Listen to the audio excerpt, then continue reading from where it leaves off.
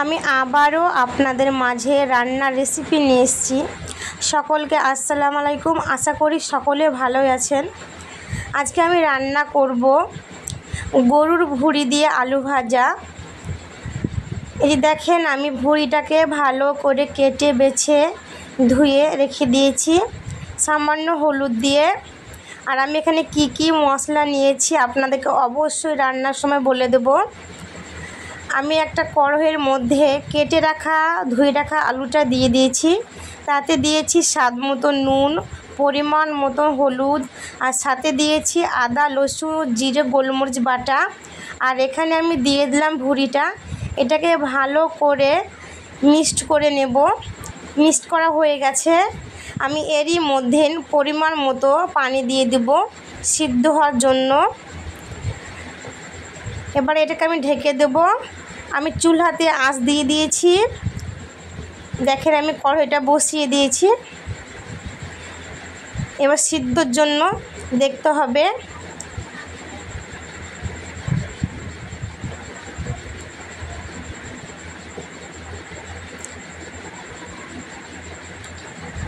ভুঁড়ি ও আলুটা সিদ্ধ হয়ে গেছে। পানিটা নেই, এরকম করে রাখতে হবে। আমি এবার মশলা করে নেব এটা ভাজার জন্য। প্রথমে আমি কড়াইয়ের মধ্যে সরষের তেল পরিমাণ মতো দিয়ে দেব। এবার তেলটা গরম হয়ে গেলে আমি এই তেলের মধ্যে তেজপাতা কুচি ও রসুন কুচিটা দিয়ে দেব।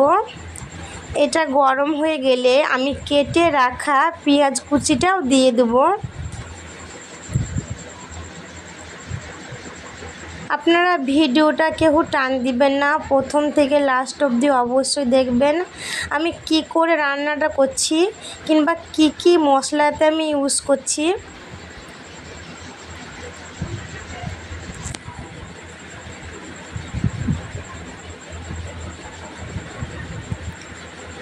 এবার আমি এরই মধ্যে কেটে রাখা কাঁচা লঙ্কাটাও দিয়ে দেবো।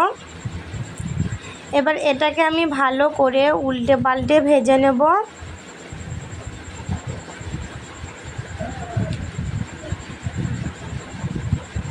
আর একটুকু উল্টে পাল্টে ভেজে নেব।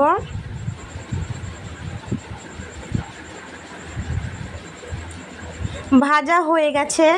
আমি এরই মধ্যে সিদ্ধ করা ভুঁড়ি আর আলুটা দিয়ে দেবো। আমি দিয়ে দিয়েছি। এবার উল্টে পাল্টে ভালো করে ভেজে নেব।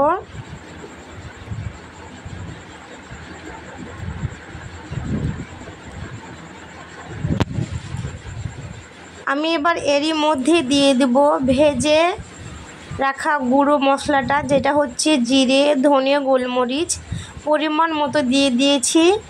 এবার এখানে আমি শুকনো গুঁড়ো মরিচটাও দিয়ে দেব।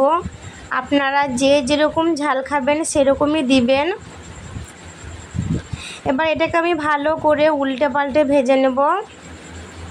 যদি আপনাদেরকে আমার রান্নার ভিডিও ভালো লাগে অবশ্যই আপনারা কমেন্টে জানাবেন।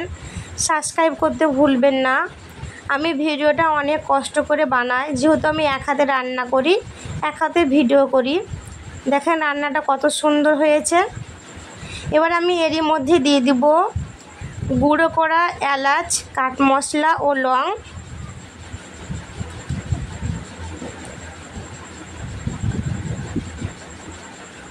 আমার রান্নাটা প্রায় হয়ে এসছে। আমি স্বাদ মতন লবণ দেখে নামিয়ে নেব। আগামী পর্বে আমি নেক্সট ভিডিও আনবো, আপনারা অবশ্যই দেখবেন। কত সুন্দর হয়েছে রান্নাটা দেখেন। দেখতেও যেমন সুন্দর, খেতেও তেমন মাশাআল্লাহ অনেক